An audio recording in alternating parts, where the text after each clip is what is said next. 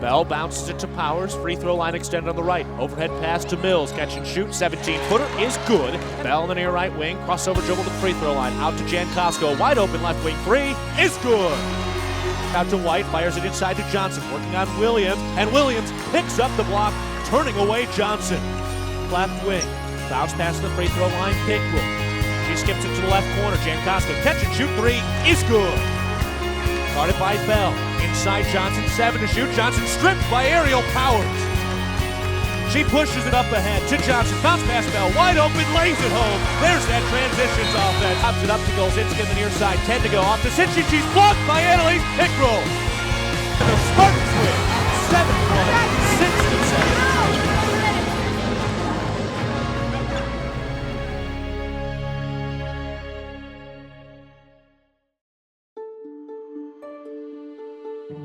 Throughout high school, well, really starting in like 3rd grade, I played basketball, track, volleyball. I've always played volleyball. And I tried lacrosse one year in high school, but I think it really just came down to basketball and volleyball my sophomore, junior year, and so I kind of just instinctively picked basketball. I've had very influential coaches throughout my basketball career, and so that kind of helped make this decision.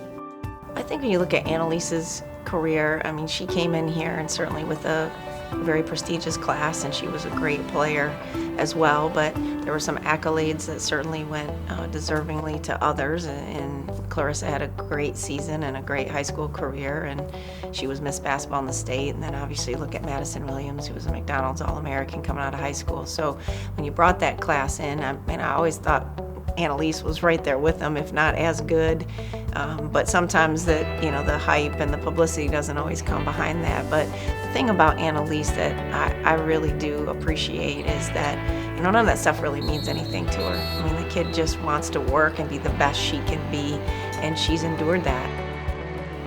I train like 3 times a day in the summer on the off season, and it's not just basketball, it's more of like a CrossFit type of training. So it's like agility and making sure that my vertical is where it should be and my feet are quick and stuff like that. That's the summer right there. That's all I can remember since I was little, is just training. And it's not ever a burden though. I look forward to eating a healthy diet and seeing what kind of transformation can happen physically and mentally. And I think that's what people don't understand, is that off-season training, summer training, it builds not only confidence, but it builds a mental toughness, a mental edge like Coach always talks about. And I don't think a lot of people understand that, and I don't think people train that.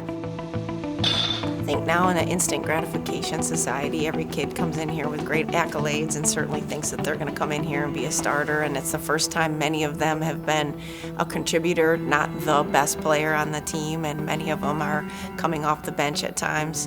So I think the thing about Annalise is about her journey. Her freshman year she really didn't play at all, her sophomore year a lot more, obviously her junior and senior years, and the one thing that's been consistent is her work ethic. She is the definition of Michigan State right now. She plays hard, she plays tough, she does all the blue-collar work on the basketball court, and I think that kind of teaches us what it's supposed to be about at Michigan State and how we're supposed to play as a Spartan. The biggest thing that I try to teach them is just the mental side. Understanding is the biggest thing, and accepting and being willing to learn. Those are like 3 of the biggest things in college basketball, I think.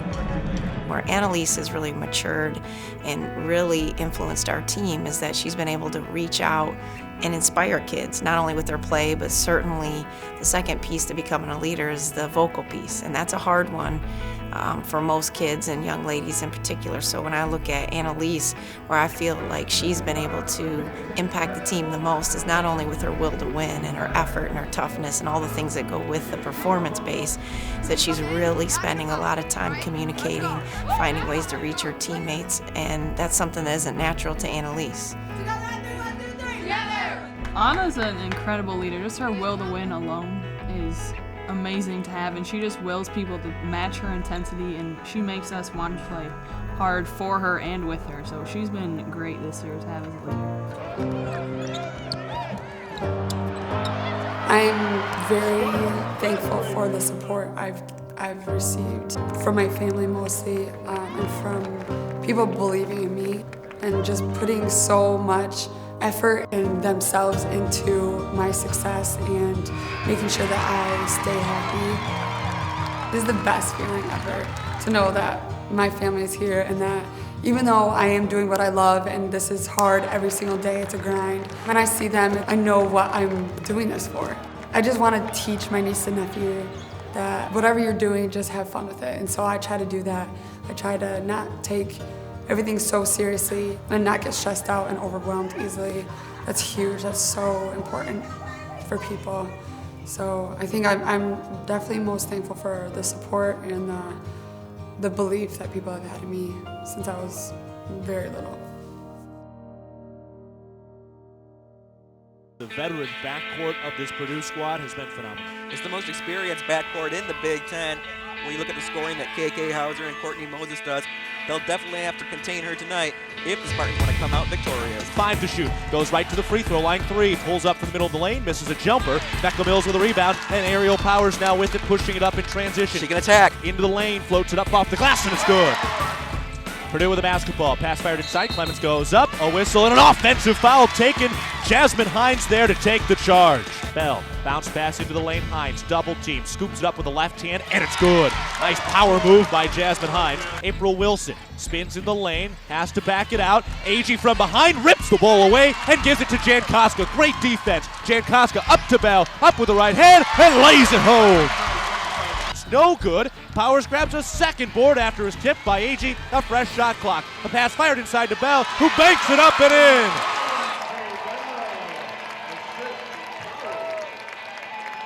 Hauser 2-on-1 in transition. Hauser with the rack, lays it too strong, no good, and the long rebound grab by Jankowska, who sprints the other way for MSU. Numbers. Bounce down to Powers. Scoop shot up and in. A reverse layup from Aerial Powers in transition is good. Pickrell down to the right block. Hines goes up and banks it off the glass. Just straight up back Clemens to the basket. Aerial Powers, crossover dribble, driving in, kicked out to the near corner. Agee lets a 3 go and a tip. Pass up top to Thornton and it's stolen away by Agee. Spartans on the break. A 2-on-1. Agee goes right to the rack and lays it home. Use the grab dribble to freeze Hauser. Agee lays it in. The Spartans lead 67-51, and they mob Agee as she heads to the bench, and a timeout called by Purdue. Johnson calls out the play from the left wing. 5 to shoot. Johnson to the top, drives in 2, kicked out to the right corner. A 3 from Bell is good, right as the shot clock expired. A big victory for MSU as over 13,000 come to their feet at the Breslin Center.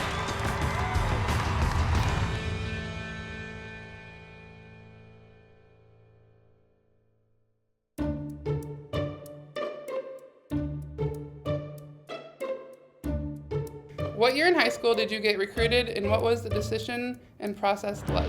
Well, I got recruited my freshman year. I went to the elite camp here, and Coach Merchant was watching all of my games after I went home, and then she asked me to come back, and that's how I got recruited. I started getting recruited my sophomore year in high school. I started getting recruited my freshman year of high school.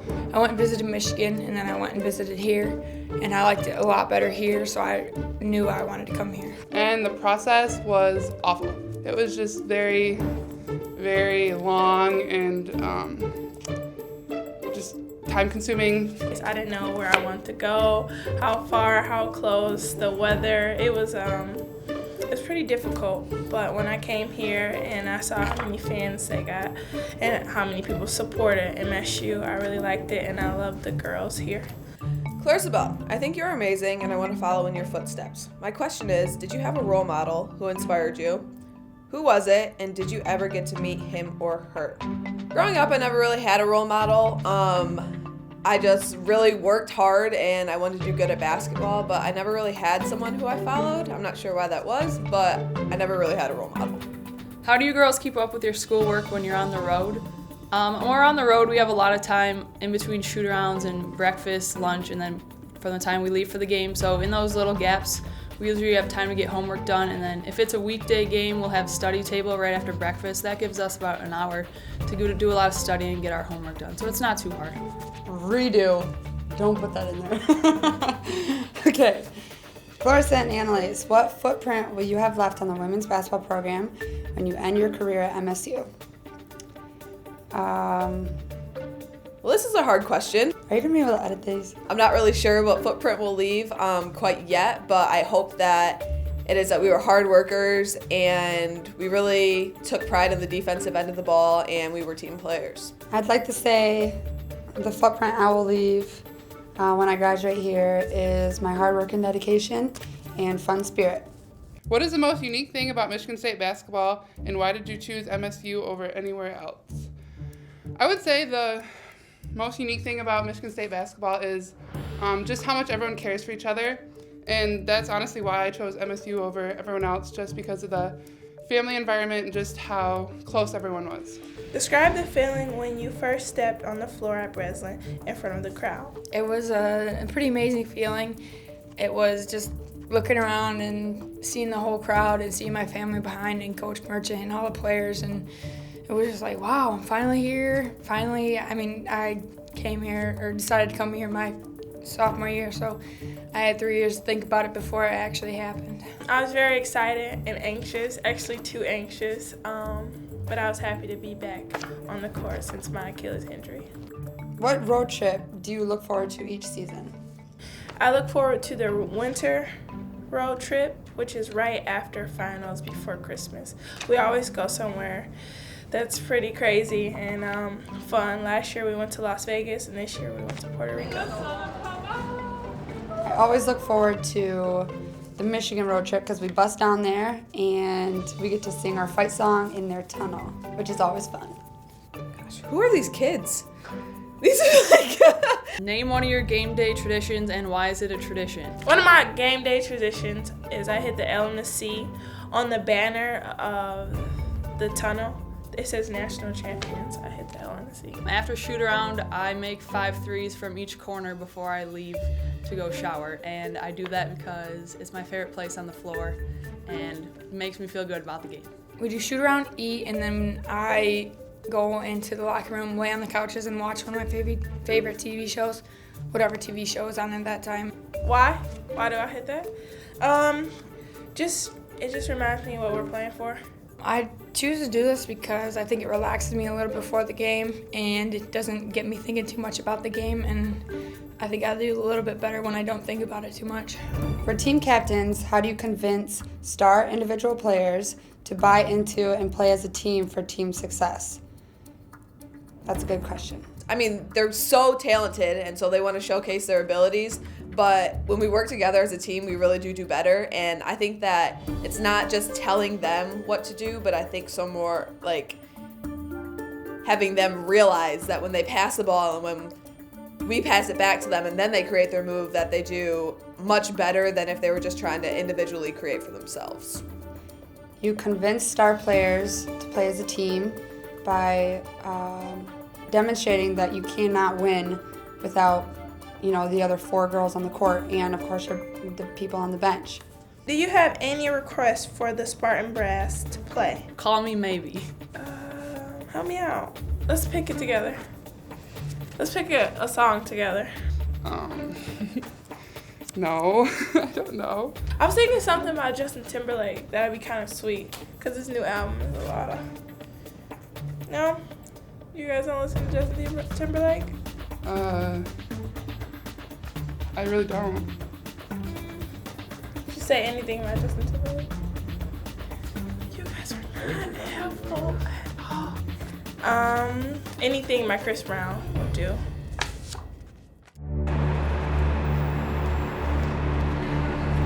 Really confident. We gotta put it on right from the beginning, all right? Right from the jump. Let's go. They gonna learn today. 1, 2, 3. They gonna learn today. Here we go. Puts the ball on the deck and backs out on the right wing. Then curls to the free throw line. Skips into the near left corner. A 2-jumper from Becca Mills is good. She drives with left-handed dribble out to the left wing. Jankoska 3 is in.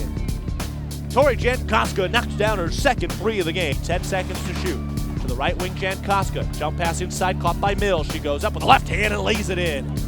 Jankoska, another deep 3, and another good one. Jankoska knocks down back-to-back 3s. Overhead pass to the near side, Pickrell, 10 to shoot. Back to the far left corner, Powers drives the baseline, hand off to Mills, goes up, bump, fouled, the bucket counts, and she's headed to the line. Bell, right around a Mills screen, out to the right corner, Pickrell, fakes the three, steps inside the arc, lets the jumper go, and buries it.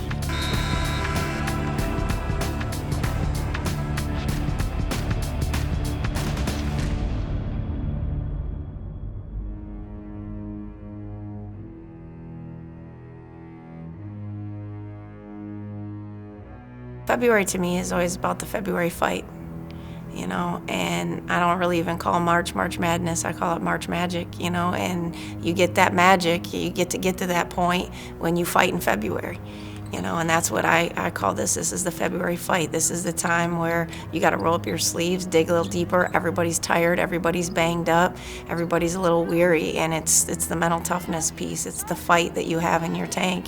Doesn't mean you're going to play great, doesn't mean you're going to have the game of your life, but as a team, we got to go in there with a lot of fight and a lot of fire, and it's kind of what I describe February as, is we're fighters, and that's what we do. Okay, it's gonna be loud. This whole lower bowl will be full. There'll be people in upper bowl. There'll probably be 8,000 to 10,000 people here tomorrow. Okay, so we gotta help each other out. It's you guys against the world, all right? You gotta be as thick as thieves out there tomorrow. Okay, let's go do it. Woo! All right. The right elbow, then flips it over to Jankoska. 10 seconds to the shot clock. Jankoska drives in and banks it off the glass. Solid take by Tori Jankoska, who knocks down the first bucket of the game. Bell goes right around a Mills screen, triggers a right wing three, and it's good.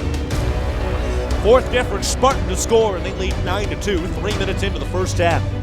Back to Jankoska, angles into the front court, behind the back dribble at the right wing. Into the lane, picks up the bounce, gives it to Powers, drives left baseline, pulls up, and buries the jumper. Far side. She goes left around the screen to the free throw line, out to AG in the left corner. She drives the baseline, spins left, goes up off the glass and banks it in, and finally ends that nearly 10-minute scoring drought. AG battles for the rebound and gets it. Handoff Hines inside, up off the right block, and good. Tries to drive in, no spaces to go back out to Mills. She dribbles up topside, goes down into the right block for Becca Mills, who's able to bank in a wide open layup. 14 and a quarter to go in the second. Bell takes the inbounds pass, goes out to Jankoska, tries a three, and it's good. Tori Jankoska with her first three of the game. To the near side, AG drives the baseline. Ontario spins up with the right hand and in. The wing is blocked by Aerial Powers. Now heave up to Powers in the backcourt, and it's saved nicely on the far sideline, right to Powers, who spins and banks it in.